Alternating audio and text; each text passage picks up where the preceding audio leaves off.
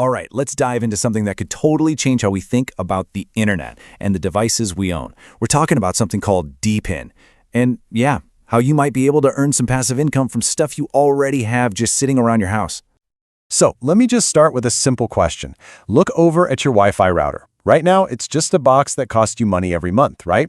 But what if that little box could actually earn you money? What if it could pay you? It sounds a little out there, I know, but it's actually happening right now. And this is the big idea behind a technology called DePIN. It stands for Decentralized Physical Infrastructure Networks. Yeah, it's a mouthful, I know, but the concept is actually pretty simple, and it's creating this whole new way of thinking about ownership. Think about it like this. What if regular people like you and me could own and run essential bits of infrastructure instead of just giant corporations? Well, DePIN is making that a reality. It basically lets people become a new kind of digital landlord. And here's the really crucial part. We're talking about earning crypto, sure, but not from sitting there trading charts all day. This is about getting rewarded for providing something tangible, something with real-world value, like sharing your internet, or your computer's horsepower, or even just some extra storage space.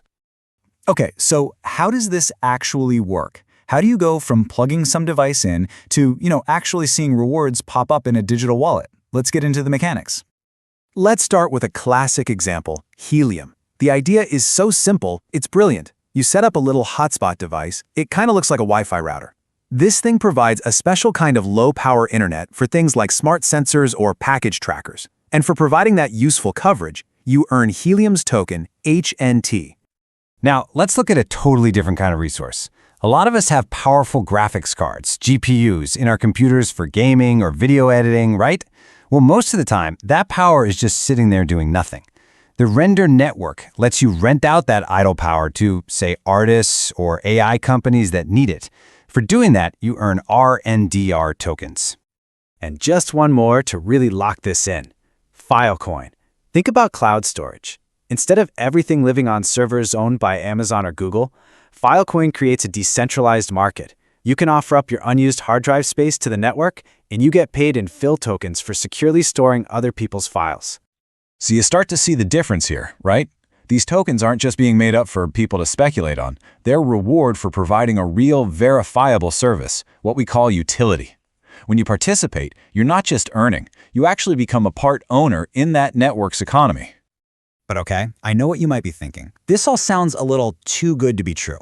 If you can just plug in a box and get tokens, where's the money actually coming from? And that brings us to the most critical part of this whole thing.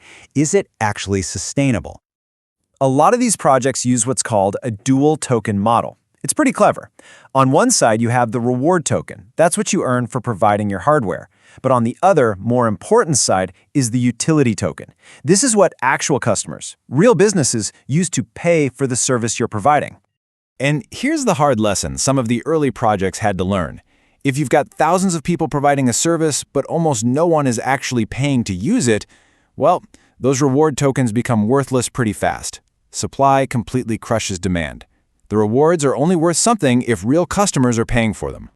So the solution, the real key to making this all work, is to get obsessed with the demand side. The newer projects are totally focused on this. They're out there making deals, building tools, and getting real companies and app developers to pay to use the infrastructure that people like you are building. That's what creates a healthy circular economy. Okay, so the theory is cool and all, but what's happening in the real world? Are actual people making any decent income from this stuff today? Let's look at some numbers. Here's a Helium host in Delhi. Just by having a small device providing network coverage in their neighborhood, they're pulling in around $40 a month.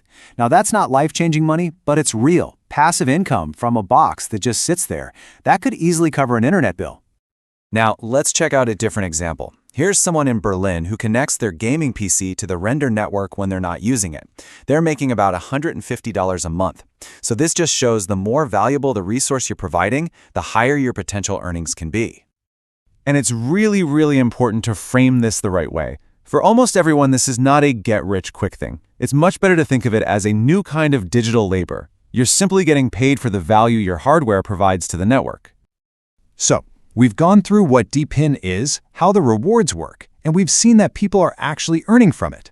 But honestly, this whole space is so new. It's evolving like crazy. This revolution is really just getting started. So now you've got a really good handle on how these DePIN rewards actually function. But, just like any huge new technology, the road ahead isn't going to be perfectly smooth. There's a lot of friction and some really big challenges these networks need to figure out. And these are the big ones everyone is wrestling with. How do you scale these things to millions or even billions of devices? How do you manage the token supply so it doesn't just inflate into worthlessness? And of course, how do you compete with the massive, centralized companies that own these markets right now? And that brings us to one last thought. We've talked a lot about the upside, the rewards, but every reward has a risk, right? So the question I want to leave you with is this. Beyond the token price just going up or down, what is the real risk here? Like, subscribe and keep watching. We're building the future of the internet together.